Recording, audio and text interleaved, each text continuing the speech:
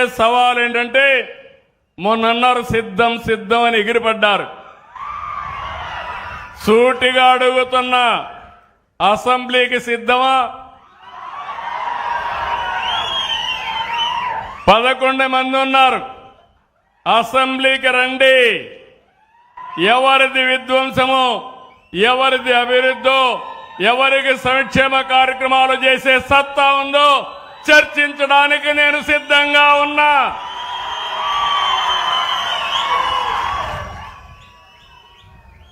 Super 6 మీద అవాకులు చవాకులు వాళ్తున్నారు. నేను అడుగుతున్నా, అసెంబ్లీకి రండి.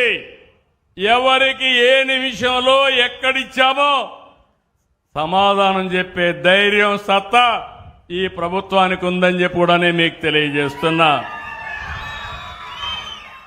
సాగునీటి ప్రాజెక్టుల వరకు కడాన ప్రాజెక్టులు కడితే గ్రీస్ వేయలేని పెద్ద మనుషులు ఇక్కడే అన్నమయ్య డ్యామ్ కొట్టుకోబోతే ఏమైంది తమ్ముళ్ళు అని మిమ్మల్ని అడుగుతున్నా.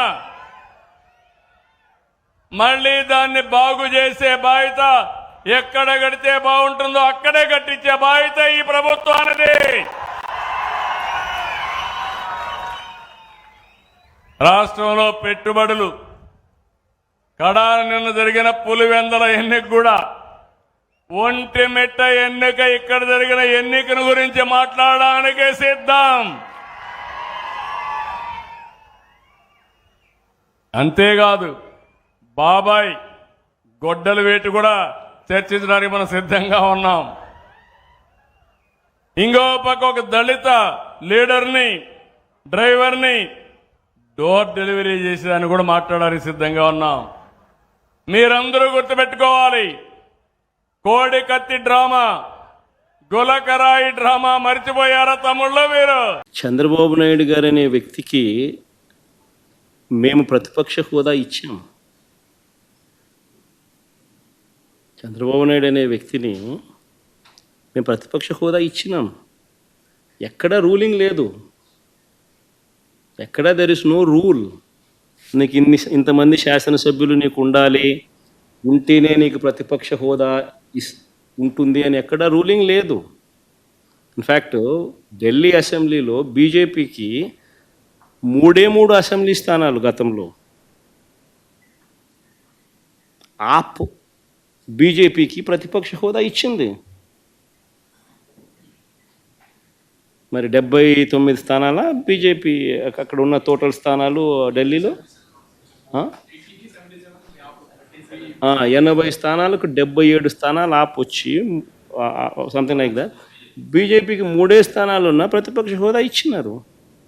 సిమిలర్లీ మేము కూడా తెలుగుదేశం పార్టీకి కూడా 5 మంది శాసనసభ్యులు తెలుగుదేశం పార్టీ నుంచి పక్కన కూర్చుంటామన్నారు. మా వాళ్ళు అయితే ఇంకా లాగేసినామనంటే ఇంకా 10 మంది లాగుతామన్నారు.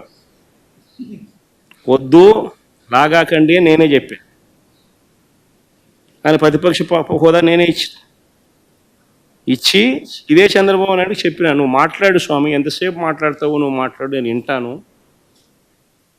నేను విని నీకు సమాధానం చెప్తాను, నువ్వు మాట్లాడాలనేదే నా కోరిక, నువ్వేం అడుగుతావో అడుగు స్వామి అని చెప్పి నేను చెప్పిన అసెంబ్లీలో. కావాలంటే నా స్పీచ్లు వినండి, అసెంబ్లీలో నేను అన్న మాటలు. ఆయనకు నాకు మధ్య తేడా అది. ఏదైనా కానీ అసెంబ్లీ అనేది ఎందుకు జరుపుతూ ఉన్నాం? ఈరోజు అసెంబ్లీలో ఉన్న పార్టీలు ఏవి? అధికార పార్టీలు, ప్రతిపక్ష పార్టీ మాదొక్కటే ఉంది. వేరే పార్టీలు ఎక్కడున్నాయి చెప్పండి? ఉన్నాయా ఎవరన్నా? మన ప్రతిపక్ష పార్టీ అనేది ఎవరికి ఇస్తారు? మాకు ఇవ్వకపోతే ఎవరికి ఇస్తారు చెప్పు? ఉన్న వాళ్ళందరూ మంత్రివర్గంలో మంత్రివర్గ సభ్యులుగా మీరే ఉండరు, మీరే గవర్నమెంట్లో ఉండరు, అంతా మీరే రూలింగ్లో ఉండరు. మీరే ప్రతిపక్ష పాత్ర ఎట్ట పోషిస్తారు స్వామి? నాకు అర్థం కావడంలా. అధికార పార్టీ మీదే, ప్రతిపక్ష పార్టీ మీదే, డబుల్ యాక్షన్ ఇదేమన్నా? హీరో నువ్వే. అదే నేను చెప్పే స్వామి, 2 పాత్రలు డబుల్ యాక్షన్. ఒక పక్క నువ్వే కొడతానంటే ఈ పక్క నేనే కొడతానంటే ఎట్లా కుదురుతుంది స్వామి? అది ఉండేది ఈరోజు అసెంబ్లీలో 2 పార్టీలు ఉన్నాయి. వాళ్ళదంతా కలిపి అధికార కూటమి. ఉన్నోళ్ళంతా ఆ పక్క ఉన్నారు. ప్రతిపక్షం ఉండేది మా పార్టీ తప్ప వేరే ఏ పార్టీ ఉంది? వేరే ఏ పార్టీ లేదు. సో వేరే ఏ పార్టీ లేనప్పుడు ప్రతిపక్షం అనేది ఎవరికి ఇవ్వాలి? ప్రతిపక్ష పార్టీగా గుర్తింపు అనేది ఎవరికి ఇవ్వాలి? ప్రతిపక్ష పార్టీగా ఉన్న వాళ్ళకి ఇవ్వాలి. సో న్యాచురలీ ఆ పార్టీకి ఎంతమంది అన్నా ఎమ్మెల్యేలు ఉండని స్వామి, వాళ్ళకు లీడర్ అనేవాడు ఉంటాడు కదా. సో ఆ లీడర్ని ఏమంటారు? ప్రతిపక్ష నాయకుడనే అంటారు కదా, వేరే పేరు ఏమన్నా అంటారా? సో ప్రతిపక్ష నాయకుడు అని చెప్పి నువ్వు ఎప్పుడైతే అంటావో అప్పుడు ఏంది, దాని అర్థం ఏంది? లీడర్ ఆఫ్ ది హౌస్కి ఎంతసేపు మైక్ ఇవ్వాలనో అంతేసేపు దాని తర్వాత స్థానంలో ప్రతిపక్ష పార్టీ నాయకుడికి ఇవ్వాలి. ఎందుకు ఇవ్వాలి? ఇవన్నీ చెప్తాడు కాబట్టి. ఇవన్నీ అవతల ప్రతిపక్ష పార్టీ చెప్పినప్పుడు నువ్వు రిపేర్ చేసుకోవాలి కాబట్టి. అది గవర్నమెంట్ చేయాల్సిన డ్యూటీ కాబట్టి, పని కాబట్టి. కానీ ఇక్కడ ఏం జరుగుతూ ఉంది? నేను చెప్పనివ్వను, నేను ఎవరి స్వరము విననివ్వను, నీకు 5 నిమిషాల కన్నా ఎక్కువ మైక్ ఇవ్వను అని నువ్వే డిక్టములు పాస్ చేస్తూ ఉంటే ఏ రకంగా అసెంబ్లీలో ప్రతిపక్షం అన్నది మాట్లాడగలుగుతుంది, స్వరం ఇవ్వగలుగుతుంది? ఇప్పుడు మీరే అన్నారు 1.5-2 గంటలు పట్టింది సార్ అని. మరి 1.5-2 గంటలు పడుతుంది. మరి ఇవన్నీ నేను మాట్లాడిన మాటల్లో ఏదైనా ఒకటన్నా వేస్ట్ మాట ఏమన్నా ఉందా? బడ్జెట్కి సంబంధించిన డాక్యుమెంట్సే చూపించినాను, బడ్జెట్కి సంబంధించిన అంశాలే ప్రస్తావించినాను. మరి టైం పడుతుంది. మరి ఇంక పట్టుకోకున్నట్లుంటుంది చెప్పు. మరి వినాలా? అవతలోనికి మైక్ ఇస్తేనే కదా నువ్వు అవతలోడు చెప్పగలుగుతాడు. టార్గెట్ చేసి వైఎస్ఆర్ కాంగ్రెస్ పార్టీ లీడర్ని వేధించడం, భయభ్రాంతులు చేయాలన్న ఆలోచనతో ముందుకు వెళ్తున్నారు. వాళ్ళు అర్థం చేసుకోవాల్సింది ఒక్కటే, మా నాయకుడు జగన్మోహన్ రెడ్డి గారు భయం అనేది ఆయన బ్లడ్లో లేదు. ఆయన వెనక పనిచేస్తున్న మేమందరం కూడా జగనన్న సైనికులుగా ముందుకు వెళ్తున్నాం. ఎవరికి భయపడే పరిస్థితి లేదు. ఎందుకంటే వైఎస్ఆర్ కాంగ్రెస్ పార్టీలో మేము ఎవరు తప్పు చేయలేదు.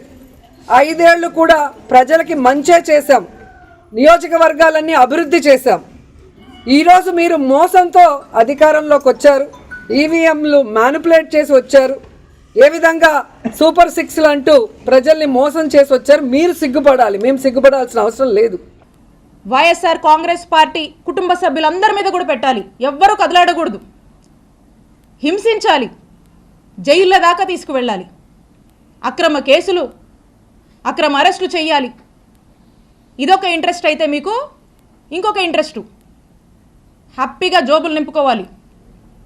సామాన్యుల్ని కూడా ఇబ్బంది పెట్టి అక్రమంగా డబ్బులు సంపాదించాలి, మీ జోబులు నింపుకోవాలి. దోపిడీ, అక్రమ సంపాదన, అక్రమ కేసులు, అక్రమ సంపాదన, ఈ రెండింటి మీదే మీ 100% ఫోకస్ ఉంది.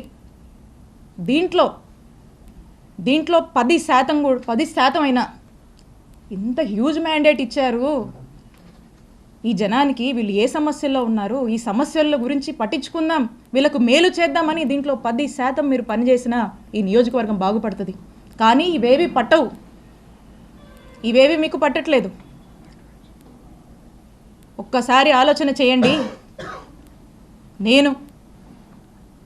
మేము అధికారంలో ఉన్నప్పుడు, నేను ఎమ్మెల్యేగా ఉన్నప్పుడు, నేను మంత్రిగా ఉన్నప్పుడు ఒక్కసారి 2014 నుంచి 2019 వరకు మీరు చేసినటువంటి అక్రమాలు, ఇల్లీగల్ యాక్టివిటీస్, మీరు చేసినటువంటి స్కాములు, మీరు చేసినటువంటి పాపాలు ఇవన్నీ ఏంటా అని ఇక్కడున్నటువంటి ఒక సామాన్య జర్నలిస్టు మిమ్మల్ని ప్రశ్నిస్తే, జర్నలిస్టు మర్డర్ల దాకా కూడా మీరు చేసినటువంటి పాపాల గురించి నేను ఒక్కరోజు ఆలోచించుంటే ఏమైండేవాళ్ళు పుల్లారావు గారు? మీరు ఏమైండేవాళ్ళు?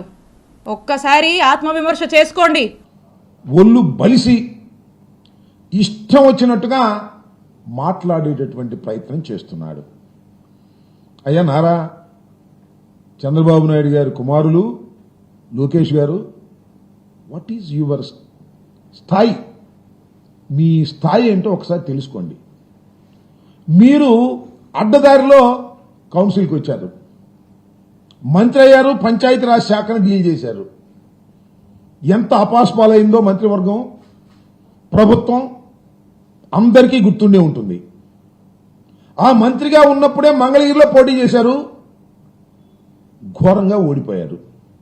ఘోరంగా ఓడిపోవటమే కాదు, అసలు తెలుగుదేశం అంత భయంకరంగా ఓడిపోవడానికి నారా లోకేష్ గారు కూడా ఒక కారకులు అనేటువంటి మంచి పేరు తెచ్చుకున్నారు. మళ్ళా తర్వాత మొన్న అప్పుడు 23 మంది గెలిస్తే మీరు ఓడిపోయారు. మొన్న మళ్ళా మంగళగిరిలో నిలబడ్డారు, మంచి మెజారిటీతో గెలిచారు. 164 సీట్లు కూటమికి వస్తే మీరు గెలిచారు. 23 సీట్లు తెలుగుదేశంకి వస్తే మీరు ఓడిపోయారు. దాన్ని బట్టి ఒకసారి యూ క్యాలిక్యులేట్, నీ స్థాయి ఏమిటో ఒకసారి క్యాలిక్యులేట్ చేసుకోమని మనవి చేస్తున్నా. మీరు జగన్మోహన్ రెడ్డి గారి గురించి మాట్లాడతారు. జగన్మోహన్ రెడ్డి గారి గురించి మాట్లాడటమే కాదు, ఇష్టం వచ్చినట్టుగా అన్ని పచ్చి అబద్ధాలు. మీ నాన్నకు మించిన వాడు అయిపోయావు ఆయన నువ్వు అబద్ధాలు చెప్పడంలో, నాకు అర్థం కాల.